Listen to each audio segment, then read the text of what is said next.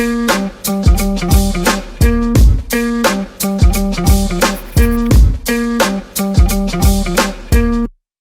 back to the Beauty Inspires Beauty podcast. I am your host, Jessica Burgio, and we are so glad you're here today. I have a new client friend of mine in the chair with us today, and she is a salon owner, she is a hairdresser, she is a mama, and she's a lot of really amazing things. But more importantly, we met recently, again, kind of through, long story short, in the coaching aspect now. So she has hired me to help her with her business and to work on all the things. So we're going to give you guys a little insight as to how she got there and how she decided she was ready to hire somebody to help her in her business.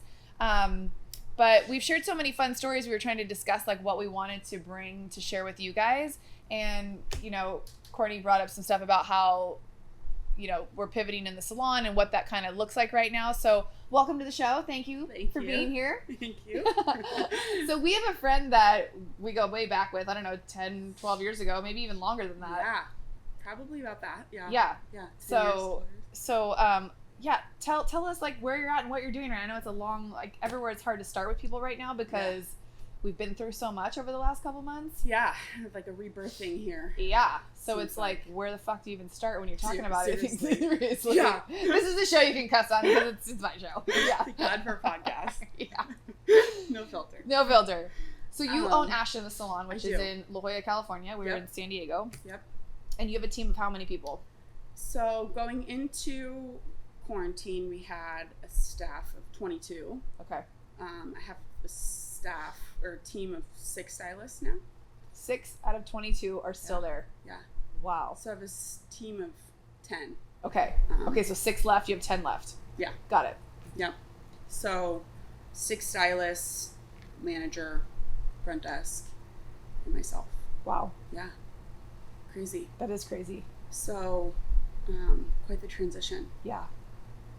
So, I mean, it's been an interesting, I think we all can agree, right? It's been an interesting few months for this industry and anyone involved. You're putting that so nicely. She's like, it's an interesting. Interesting is always the go-to word when you're not quite sure what to say. You're like, that's interesting. I'm like, no, you mean that's fucked up. I'm Right? like, yeah, no. I mean, God, yeah. I mean, I think round 1 for most hairdressers was like, Okay. was like a, we drank our way through it. I think mostly we just kind of tried to numbed our way through the days. And then round 2 was like, oh shit, this is actually happening for a while. Yeah. And now we need to like get our bearings and figure this out, right? Because that's kind of when it seemed like, oh, this is actually going to change things kind of forever. Yeah. I mean, maybe not forever, but definitely for a while. Right. I mean, I remember going into it thinking it was going to be a week. You know, literally like a week. And that so in itself cute. was big. Yeah. I was like, I goes for a week. Right? But, you know, it's, I mean, you just kind of figure it out, right? But, yeah, so I contacted you like round 2 quarantine thinking, hey, you know, I need to get my staff like excited again and myself excited again. And how can I do that and be the best version of myself for my team and who is left? And then, you know, get the vibe and culture back into the salon and excitement to be able to hire new or not even hire new, but just to get things kind of on a more positive, exciting, like stable place. Yeah. Which, you know, I think is important for anyone in the industry to know that it's A, it's okay to ask for help, and B, when, and to know what you're not good at. Yeah. And to seek that out in others. That's so true. I think that is one of the biggest things people have a hard time doing is asking for help. Yeah. For me, it was never asking for help. It was knowing what I needed help with. Yep. Like a lot of times I knew I needed help. I just didn't even know who to ask. Yep. Or like, you're like so jumbled. You're like, I just need all the help. Yeah. Just read my mind. Therapy. Yeah. Like, well, which is great, but. Right. And I think when you can get clear about what it is that you want for your business and the vision that you have for that, then you know what to ask for help with. Yep. So like, I think you have had some recent discoveries in your life and business that have led you to the point where you're like, no, I'm actually really good at XYZ and I'm not really fond of doing those things. I can do them. Yep. I can do all of it because you've done it all. You created that salon to be what it is today. But I think in hindsight now you can look back and be like, when I thought I needed help with something, it was because of this, you know? And so like the transition for the last couple of years that you've been through, what are some of like your takeaways with that? Do you want to give a little backstory as to what Yeah. we're talking about? So, sure. So I've been in the industry since I was 15. Worked in a hair salon my entire life. I'm 33 now. So I've worked as a receptionist, then went to college, graduated college, and just decided to stick with hair. So worked in a salon in La Jolla when I was 18 as an assistant. Helped one of the girls I was assisting open a salon, which is the salon I now own. She ended up selling. I then ended up managing it for the guy that bought it, ended up buying it from him. Only had 4 chairs, did a full demo, went from 4 to 11. Now we're 16 chairs. I have a business partner, and we went from just kind of boutique and clothes and a few stylists to full commission to part rental, part commission. And that's kind of where we're at now. It's like we do a percentage-based rent and a set booth rent, so they can build and also transition into set booth rent when they're ready. So for me, it just kind of seemed what worked best for what I was kind of looking for, which was to be able to get assistants in the salon, be able to train them from like day one, and then be able to offer them a place in the salon without a clientele, which is always the hardest part, right? When you're going to booth rent. Especially in an upscale area like you guys are right. in. It's very like niche. Yeah, and I kind of found like there was, when I used from Arizona, so the salon I worked at in high school, just as a receptionist, was a huge, like 35 chair, huge salon. Wow. And they were set up this way, and it worked really well. And I saw people stick there for 6 years and longer, which was like unheard of, for hairstylists. Yeah. Especially back then, everyone jumped around all the time. So, I just kind of saw where people could go their whole career in one place, and that seemed pretty cool to me. So I liked that whole concept and hadn't really seen it work before working there. So I got into teaching, and I worked at Bella's Academy here in San Diego and taught there for the Advanced Academy, just like 1 week a month for styling week, and then met a lot of people through that. Taught for a bunch of different lines, started a hair painting company, taught around the nation doing that. So I've kind of done it all. Yeah.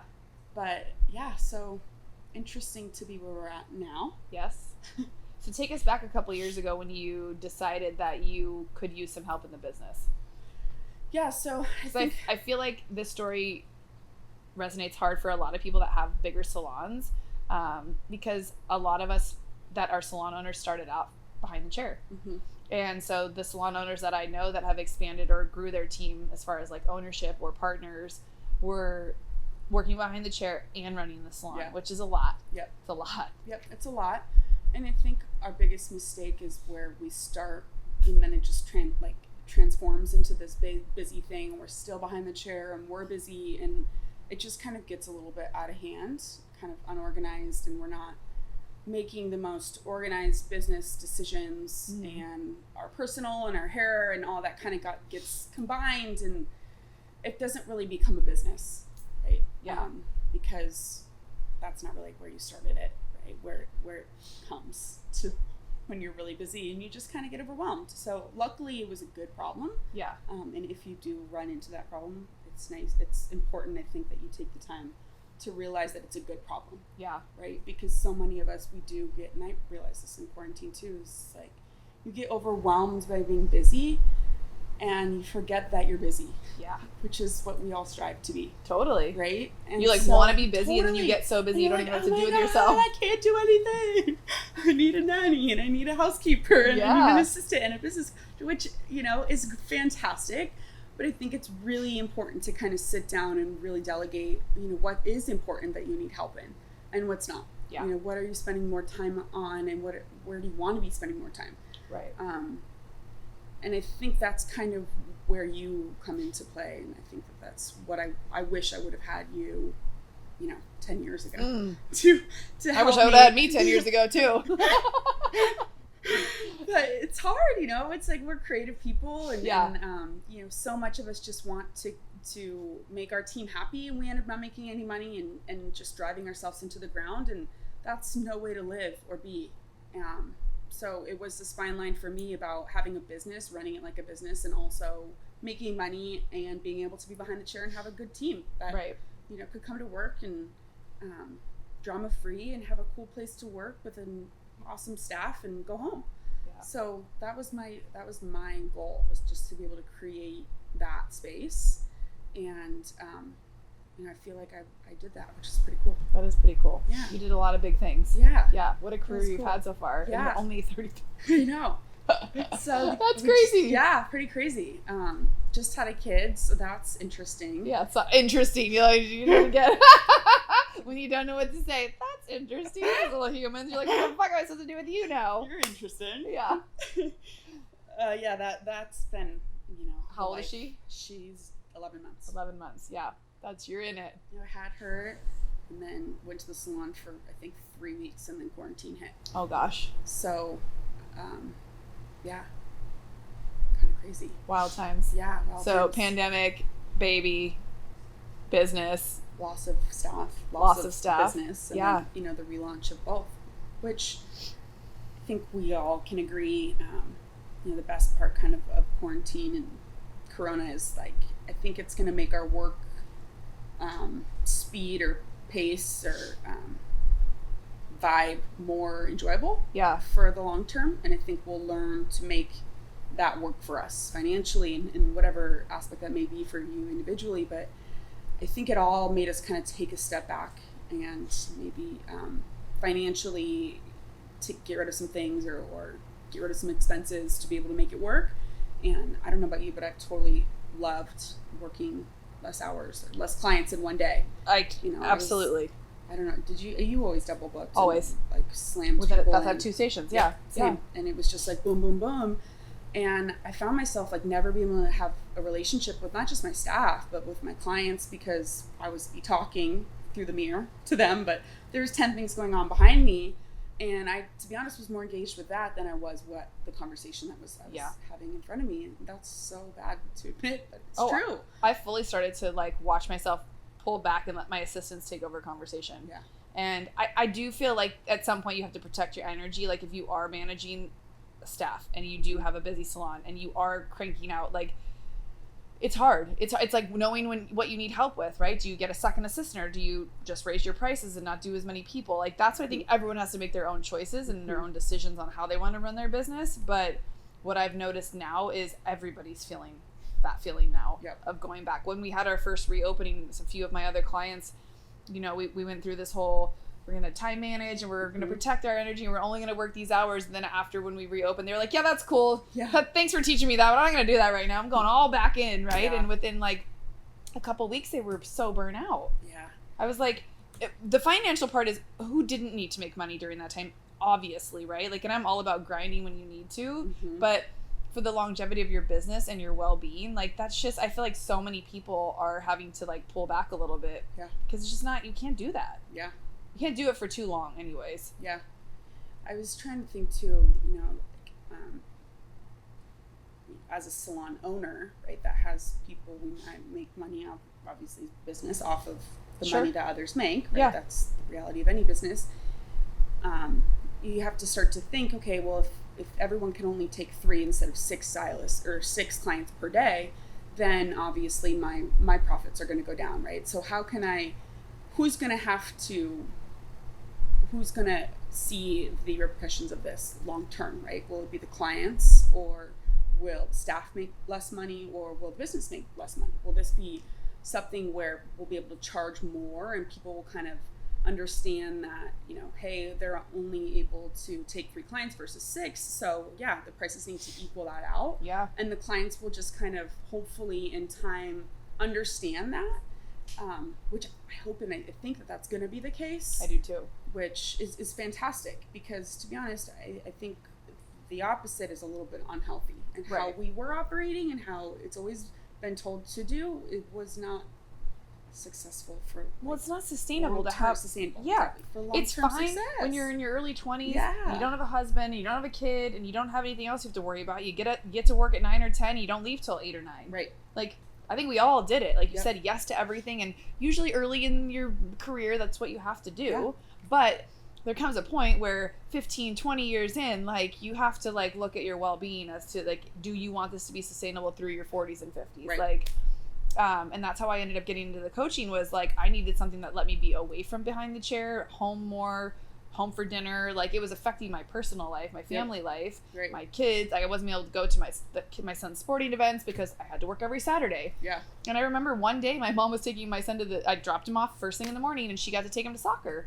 And I was like, man, it would be nice if I could go to my own kid's soccer game. Yeah. And she was like, don't you make your own schedule? Can't you take Saturdays off? And I was like, it was last fucking Saturday I worked. Yeah. You know, and so that had to shift. Like, I had to work 1 or 2 later nights in order to have my whole weekend off. But I think when you give and take like that, but now more than ever, I feel like we have full permission to be able to raise our prices. Yeah. You know, you don't have to raise them crazy, but enough to like make up that gap a little bit so you can see less guests and have, you know, more of you back. Because being able to connect with clients is, I think, what most people love about our industry too. It's the best. Yeah. It's the best. It's the best. And I think, I don't know about you, but during quarantine, I realized like that's what I love and I miss. Yeah. And a lot. You know, obviously I miss my staff and seeing the girls, but my clients in that conversation is crucial in my life. Just as much as I feel like I am for them, they are for me. Yeah. So it's interesting. I was having a conversation with Lucas Doney. He was one of our past guests on the podcast, and he was talking about how sometimes for him it's a lot of emotional like energy that he takes on being a stylist behind the chair, right? Like your clients share all kinds of stuff with you, and you hear stuff in the break room too from your other stylists in the salon even. But like we were talking, because we share a love of fitness too. He was talking about how fitness is like his meditation, so he could release all of that as well. Yeah. Do you have any like rituals or routines you've been able to do to like process that, or do you just have such awesome clients that you don't feel that at the end of the day? Yeah. One could dream, right? Right. I mean, I know you're a new mom, so you're probably like, I have no fucking rituals or routines right now. It's like coffee and then wine. And then, are you alive still? Cool. That's interesting. No, I mean, my fiance and I, we always try to, the hard part is adjusting with a kid, right? Of course, right? Because she goes to bed early, so you are kind of bound to your house in the evening hours, which is new for me. I like to go, you know, for a walk or to the dog park and whatever, things in the evening time. So that's new, but we always just go for a walk, bike ride in the evening time, which tends to be like my turn down. Other than that, it's really just kind of like a lot of talk therapy to people that can kind of help me delegate my ability to understand other people. Yeah. And how they think. That's been super helpful for me. Good. It's just in a time where I'm like, find myself really thinking too much about work or clients or coworkers or my business partner or anything outside of work. It bugs me, right? It takes away from being a mom. It takes away from being a partner to my fiance, a sibling. I mean, everything. And that started to bother me way more as a mom. Yeah. And I don't even think I acknowledged it before, really. I was single. It didn't matter. If I was at home thinking about it. It didn't affect anyone but myself. So I think that was huge and is huge. I wish I would have been a little bit more aware of these things at a previous age. Yeah. To make this space and time in my life before it was happening. Well, usually we don't make a change until we start getting really uncomfortable and shit starts falling apart. And then you're like, wait, this isn't working. This isn't working anymore. Totally. And just like certain things can work for a certain amount of time and then they don't. And it's like people that are willing to make, okay, this isn't working anymore. What can I do to change it? Rather than just crumbling in the demise of whatever. Like a lot of people had to go through during quarantine. They had no options. There was no way to like get by. Yeah. And if you don't have those coping mechanisms to like recognize when shit is falling apart and you actually can do something about it, you know, and here you are in the middle of the pandemic reaching out saying, hey, I think I need your help. Yeah. How can we work together? Yeah. Like, so how did you know you were like, how did that conversation even come about? Was there something I did or said that like prompted you to reach out? Because as a newer coach in the game too, like I have been in the industry a long time, but you know, I'm always looking to how I can provide more for people too, to like help them. Yeah. I mean, California salons were closed, you know, for so long, right? So that kind of, I think, brought a lot of California salon owners just in general together on one playing field, which probably opened up my eyes to you. But more or less anything, I just felt like I was losing my momentum through quarantine as like a leader, right? And I think it's so important to in any team environment, especially during something like this, is to like connect with your team. And how can you do that when you yourself don't feel good? Right? It's really hard to be a leader when you don't feel like being a leader. Yeah. Right? Like, how so can true. I lead others when I don't feel confident in myself? That's a really hard thing to do. Totally. And that's the time when I feel like you probably should reach out for some help. And that's what I did. And it was just really rad to finally find someone I feel like could help me, right? Understand the industry, understand San Diego. You're older than me, you've done more than me, and I knew you, but not like too well. Right. Which is always also really nice. Yeah. All those things. Cool. And I think your message was exactly what is important and people need in this industry, as far as, hey, I'm a creative brain, but I understand like this is what I struggled from, which was the accountability part, which was huge. Like that was, for some reason, that word in itself is so important in this industry. Yeah. I've struggled with it in time management my whole life. I think a lot of hairstylists and creative brains would agree. Yes. Accountability, time management, and just overall like accountability of your own self, right, is so lacking in this industry. And I think it's a common place where most people find themselves frustrated. Right. And struggling, because a lot of times we do it to ourselves. Yep. Where you think you can hold yourself accountable. And it's not just with work. Right? No. Like that goes into all aspects of your life. Totally. So if nothing else, even work aside, it will also branch out to other things, which I've noticed too. Yeah. Totally. Other sides of your life. Well, and that's why when I was designing the course that I wanted to put out, I was like struggling with what all to include. Like, right, you cover all the things in life, or you cover what you really feel has made me be maybe a little bit more successful than the next person. Like, what is it that I did or am doing that creates this, I call it the 6-figure stylist program, but it for me, it's more of a 6-figure mindset course. Yeah. Because it's all about teaching you the fundamentals of taking care of yourself, which is, time management, accountability, the non-negotiables that I talk about. Because if you don't have those pre-decided situations set up, when shit like this comes at you, like the pandemic, or unknown or uncertainty, or you're not clear on where you're going, like if you don't have that stuff in place and know what you need, like you're going to be lost in the sauce. Totally. And those are the people you see flailing and not quite sure how to pick themselves back up. Like, just because we're reopened doesn't mean like all is well in the world again. Right. There are people have been rocked by this. There's 40 plus salons in San Diego alone we've heard have closed. Yeah. That's a shit ton. Yeah. Salons you thought would be there forever. And they say too, in California, 30% of stylists left the industry altogether. That's insane. 30%. 30%. And then you have all the salons that closed too. And then on top of that, you have the schools are closed or have been closed. So people aren't going to be graduating. There's not going to be a recycle of new stylists for a while. So this is going to be, a couple years. I think it will take to recoup. I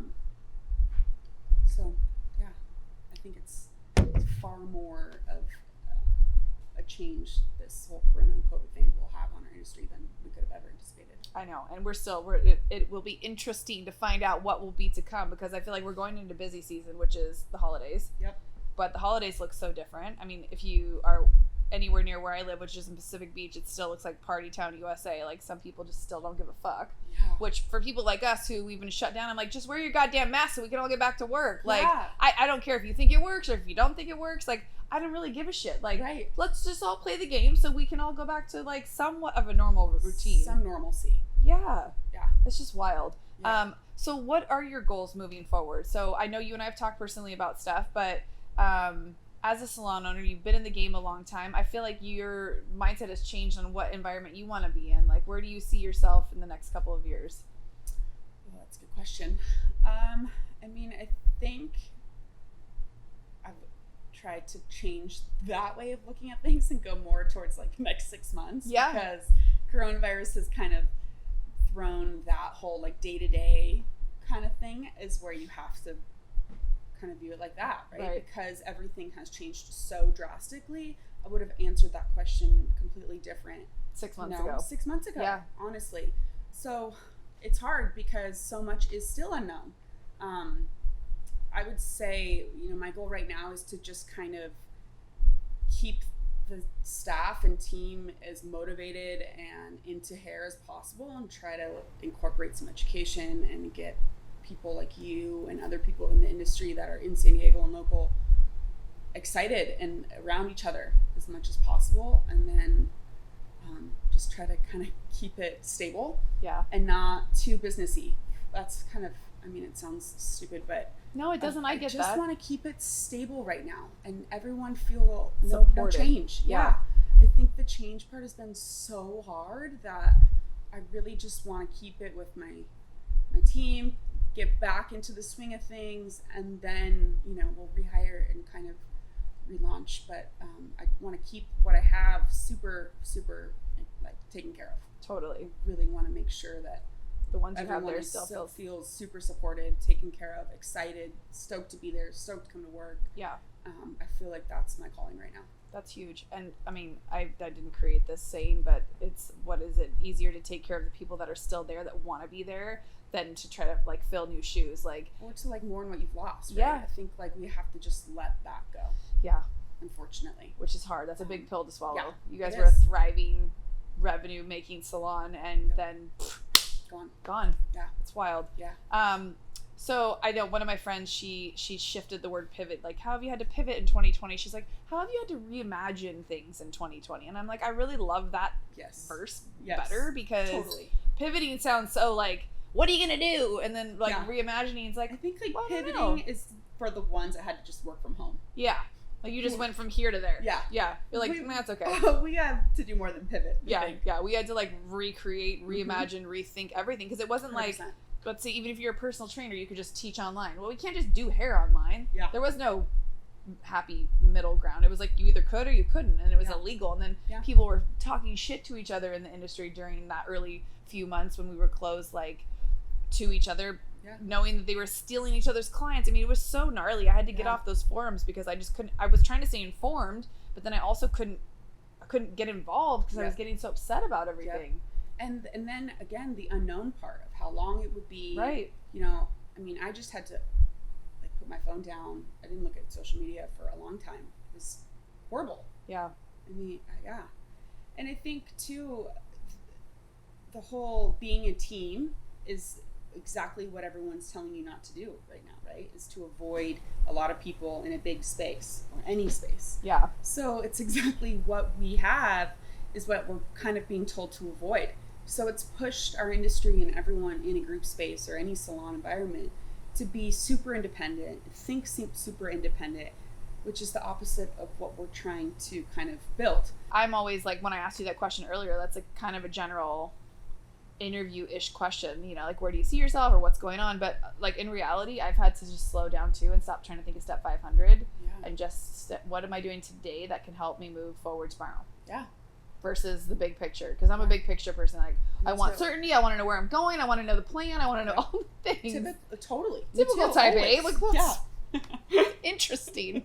I mean, without that or any bearings like that, I feel so off. Yeah. So that's why quarantine for me was so hard, because the unknown was, I mean, I'm sure everyone resonates with what you just said. Yeah. It was gnarly. It was super gnarly.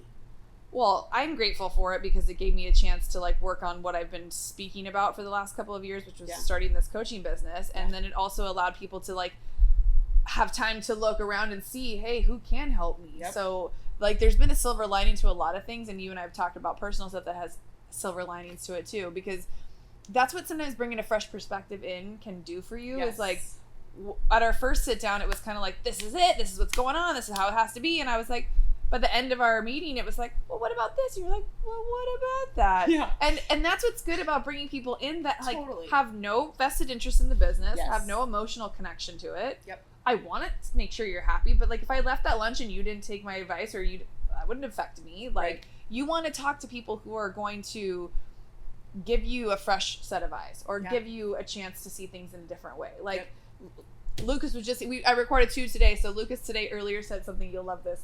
Because he was like, you know, nothing good comes from being comfortable. Like, growth doesn't happen in your comfort zone. Very true. And I agreed, right? Very just true. like that. And he goes, what I'm trying to do is I'm trying to expand my comfort zone. So I'm always comfortable. And I was like, well, that's interesting. I'm like, this needs to be, do you guys ever watch the Andy whatever, when he does the Housewives or whatever? And yes, the little, afterwards. when he keeps saying the same word and they have to drink. We're going to put that on this podcast. For every time you hear us say the word interesting, you have to take a drink. So listen to this on a Sunday when it's like brunch time or cocktail wine night time. Just for show, we'll say it again. That's interesting. Interesting. So yeah, he was talking about that. I was like, I've never heard it said that way. That. Because I'm always like, well, fuck, I like to be comfortable. Why do I always have to keep getting uncomfortable? Yeah. I don't want to be uncomfortable. Yeah. That's why I'm glad the mom jeans are back and the high-waisted pants. Then I'm more comfortable. Seriously. I feel like my life has been a large uncomfortable zone for the last couple of years. So. Well, and you've jumped into a lot of unknown stuff, like taking over the salon when you did, not really knowing, like, the way you explained it, you didn't really think you knew how to run a business, yet you'd been running the salon for that absentee owner for all those years. Yeah. And when he presented you the offer, you're like, I can't run a salon. And he's like, you've been running the salon. You're like, oh yeah, I actually don't need you. Yeah, that was an interesting moment. Yeah.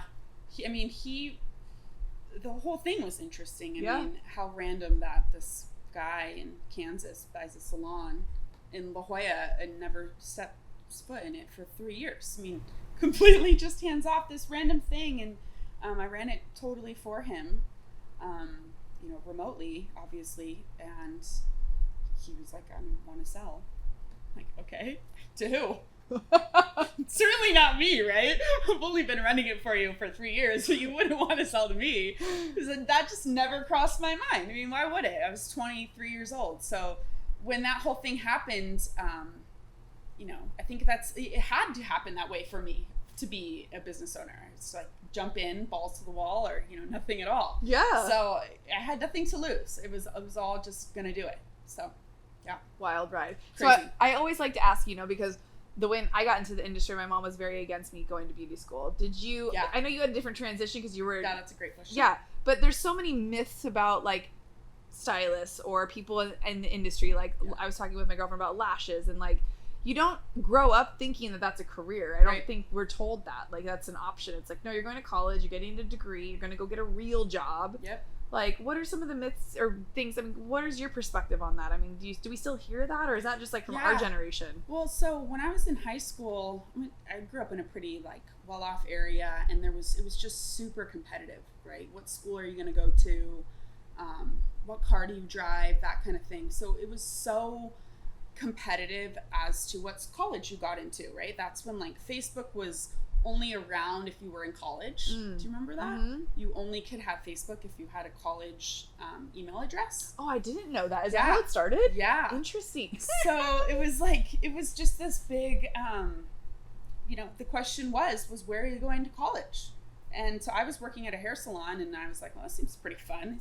People are all driving like really nice cars and like kind of having weird fun and different. And like, this looks pretty cool.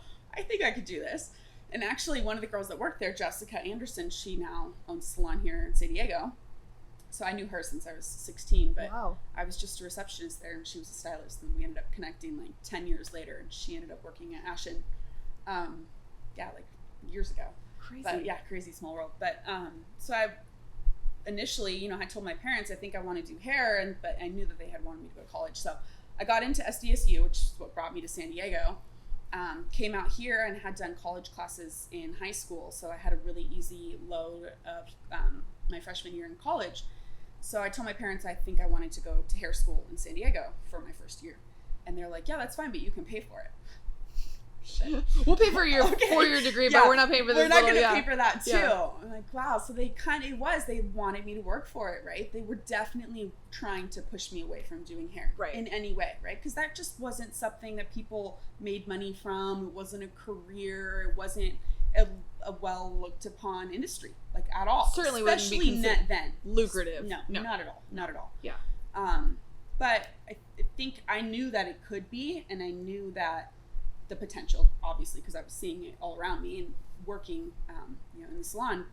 So I went to hair school out here, went to Paul Mitchell, San Diego, my freshman year at SDSU. And then initially I was just going to kind of work as an assistant, maybe not do hair forever, but just get through college. And then the recession hit, I graduated state in 2010, and I had a marketing degree, but there was no one paying for marketing, and that was before Yelp, really. So wow, there was marketing, there was no jobs, so I stuck with hair, and then a few years after that, ended up buying Ashen, and have owned it and been there for 13 years now.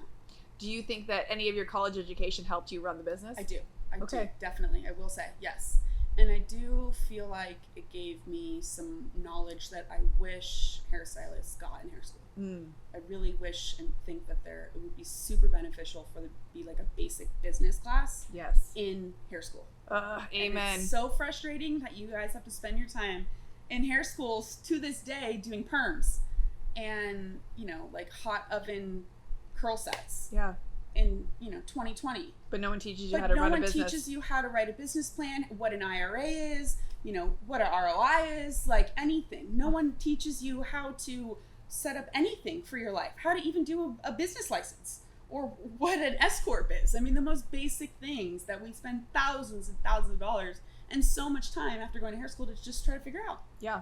It's so frustrating. And usually people do it after years of being in business, not knowing where their money's going, doing it wrong, messing up on their taxes, dollars, getting in debt, making huge mistakes. Yeah. I mean, I just remember after I had signed the bill of sale, I sat on Google at the salon that night for like until 4 a.m. just like, what do I do? Am I an LLC? What do I do now? Okay, so I signed this form, I own a business, but now what? Yeah. What am I what do I do? So I just Googled it. I mean, it's insane. Luckily, obviously I had a little bit more information on what to do, but really you don't know. No.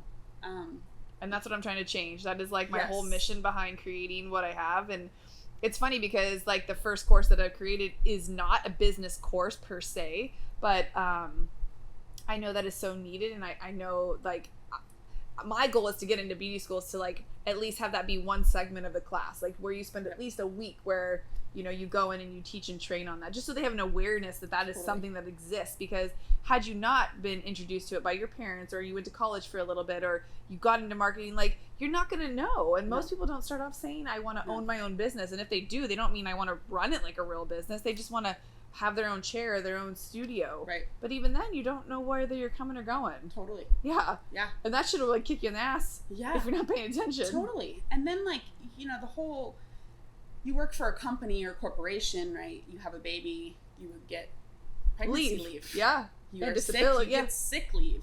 You want to retire, you have a retirement plan. I mean, I broke my back a few years ago, and that was a huge wake-up call to not work. And I wasn't able to make money. I mean, thank God I had the business and was at that point pulling profit from Ashen, thank God, but it was a huge wake-up call. Thank God it happened to me before quarantine, so I kind of have a little bit of experience to losing the ability to work.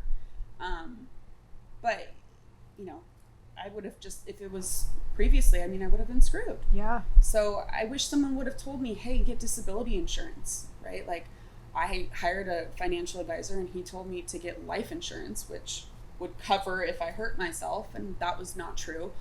And then I was guided to disability, after the fact of an injury. But I just wish there was little things like that someone would have taught me in hair school when it's the most important time to know that. That's huge. And with it being, I don't even know what the percentage of women to men is, but I would say it's probably 70% women in the industry. And for that to not be something that were even mentioned of like, hey, if you ever plan to have a family and children, like maybe you should get like, what is disability?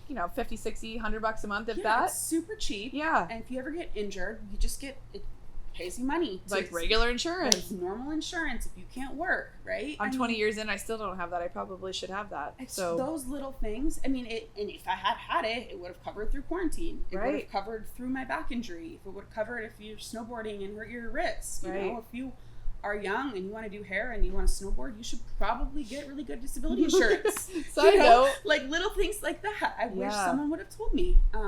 I think that's a course we need to create. Yeah. You want to put that together? Oh my God. Let's do it. Yes. All the things you should know if you're getting into the industry. Yeah. Yes. Page 1063, you'll find disability. Learn from our mistakes. Yeah. That's like gold. That should be a talk show. Learn from our mistakes. Don't do what we did. No. Do what we did, but we're going to tell you all the ways not to fuck it up along the way. Yeah. Yeah. Oh my God. Crash course. Yes. So I always love to ask too, like, what are some of your, like, the industry is in a totally different place than it is when we got into it. Mm-hmm. What would you say to anybody who's thinking about getting into the industry and has, like, an inkling that this is something that they want to jump into? That's a good question also. I mean, I think the hardest part about this job is just going to hair school. Yeah. Honestly. I feel like there's just a lot of people that can't make that commitment. So that's the one drag for me. I always tell people to try to tell their daughters to do it young. Yeah. I think it's the most incredible job. I really do. I can't go on enough about it. I mean, to what I said earlier, you know, being that I got into college and I have a college degree and all my friends also went to college, and I mean, I made more than them at a much earlier age. You know, Same. I mean, not that the financial part of it makes that big of a difference, but on top of it, I found myself feeling and being more mature than them at a younger age, simply because I got into it sooner, right? I was talking to adults and interacting with adults and having to be relatable to people that I had nothing in common with at a much earlier age. And that does absolutely. You have to grow up. So that was super cool and is really cool about our job. I agree. And the most amazing part that I don't think that you could ever know that it's going to happen. Totally. I mean, the relationships I have from my clients are so incredible. I know. So, I think every hairdresser could write an amazing book about lessons learned from their clients, about stories shared. Yeah. I think all names should be changed, but like, right. You know, like some of the shit you find out people are pregnant before they know anybody else. Yeah. You find out about the bad stuff and I mean, all of it. Yeah. Okay, let's on the flip side, for anybody who's been in the game as long as us, who's feeling like maybe they don't want to be behind the chair anymore, because I feel like with you saying 30% of people in California have left the industry, like that means this is a prominent feeling that people are having, like where maybe they were feeling burnt out already before, frustrated that they won't be able to make the money they used to make. What advice would you give somebody who's like struggling and on the fence of thinking that this isn't right for them anymore? Find the right help. Like the most important thing is, I think, to scale back your expenses, invest in the right help. Yeah. Whether it's a business coach, social media help, talk therapy, psychiatrist. I mean, whatever it is, personal therapist, personal trainer. Get multiple ways of help with your relationship, your personal relationship, your child. Get a nanny and get help in the areas to be able to focus on what you need to address, right? If you're really stressed out about work and you need to make a big decision on whether or not to let your business go or to move forward or to downsize or to hire more, you have to get that decision made and you need to focus on that. And if you need to get help to do that, you need to get help to do that. Totally. It goes right back to us asking for help. Yeah. The most, like the biggest mistake I've done is just not wasting time and not getting help when you know you needed it. Yeah. And it's just like, oh, I'll deal with it tomorrow. I'm going to bed. And or I can't afford it. When really, like, I think we can always afford the things we think we can't. You just downsize in other ways. And I cannot stress that, like, the most important thing is investing in yourself and your business. And by doing that, that's where get help. Because by getting help, you're investing in yourself and your business. And it's like, people don't realize the benefit that you can have just by talking to someone once a week. Right. And that can mean, business coach or like I said, anything. Totally. Whatever it is you're struggling with. I agree. I had to go outward of the industry for me to find that support because I felt like it wasn't around me. Me too. I think I told you about my mastermind, but they're all like, what is it? They're in the biotech. They're all like CEOs of biotech companies. One was a good client of mine, and he invited me to their like mastermind group that they meet once a month, and they pay like a huge membership fee to be in this group. And it was so rad, right? It's like all these super prominent CEOs of really, really, really successful, huge biotech companies meeting, and they just kind of shot the shit sometimes. Other times they would talk about business and what they were struggling with and what platforms were working for them that month and what weren't. And, everything from HR to the laws that were changing to how the pay structures were. And then other weeks it would be things with their kids and the school. And it was just really cool to see people and at the top of their game. Collaborate about things that really weren't that important. Yeah. But they only could collaborate about those things that weren't important to each other. Right. So it was really awesome. And I think the biggest thing I learned was from that client. He told me, he was like, you know, I never have felt proud of myself. I've never felt good. I've always felt like there's something more to be doing. There's someone better that's coming. There's someone doing more than I am. And that's where, when I'm in this group with these guys, is the only place I feel not alone and that I can get help. I leave the meeting every time feeling super good and inspired. That's huge. Yeah, huge. So, yeah, that's how I felt when I walked away from being in this business mastermind that I was into. I was like, my whole world was rocked, and there were so many things that I knew I couldn't use or apply, but it was like being surrounded by people who just like got it, and that I could talk to, and all they wanted to do was like share ideas and help you. Yeah. It wasn't like you were bitching sideways to someone who was just going to be like, yeah, fuck that. Like, you need, like, in this day and age, like, you need to only surround yourself with people who can like give you a better perspective and like want to see you win. Well, and then on top of it too, I think like the whole weekly meeting is so important, because on top of it, you then meet with that person and you're like, well, did you do it? So you have to do what you say or what you like talk about, right? So that's also super important. Yes. Especially, I think, for our industry. Absolutely. Right? Again, back to the accountability part. It's just so crucial. Absolutely. Follow through. The first coach that I hired, I was like, that Wednesday came every other day. I was like, oh, it's Wednesday again. I just talked to you yesterday. No, that was last week. Well, but I didn't do it. Oh, well, no. Can I call it? Can we reschedule? No. Yep. Yeah, she was like on me, and she meant well, because all she wanted to do was see me succeed. Yep. And some calls I'd show up and I'd be like, I don't want to fucking talk to her right now, but it just forced me to keep showing up. Yep. And I learned to be like, I didn't do what I said I was going to do. And she'd be like, that's fine. Yep. How can we make sure to get you through the next week? Yeah. How can we make sure to avoid that issue next week? It wasn't a blame game of like, well, you needed to do it and I can't believe you didn't. It was nothing. It was, she was only there to hold space for me and to see me win. Well, in reality, that's how life is. Yes. You can't be freaking awesome every week. Why? Come on. I want to be awesome every week. That's the pressure we put on ourselves. Yes. And that's the problem, because it creates this mental anxiety. Yeah. Of like this pressure that we need to be so on. And, you know, I think if I've realized anything with age, it's that that's just impossible. Impossible. And you know what? That's okay. Yeah, well, just like that guy said to you, someone's always going to be working harder than me. Someone's always going to be making more money, more successful. Yep. Like, I'm never... There's like, if you place that on you of comparison, it'll just ruin any success that you have. Absolutely. And that's what I've had. So like, I'm a type A, like, how can I be better? How can I grow? And I think it kind of irritates some people in my life. They're like, can't you just be happy with what you have? Are you ever content? Are you yes. Right. And I'm like, I am, but I'm always looking to grow myself and to like do the next thing. I'm not at the expense of like not having any friends, I guess, but that's why you gotta sometimes hire people to be around you, and then they become your friends. Like, I think when people see you pay, it almost like you pay more attention, and they know you've got some skin in the game. Yeah. You know, it's like, and again, that's also okay. Yes. I think we all try to just juggle too much. It's impossible. Yeah.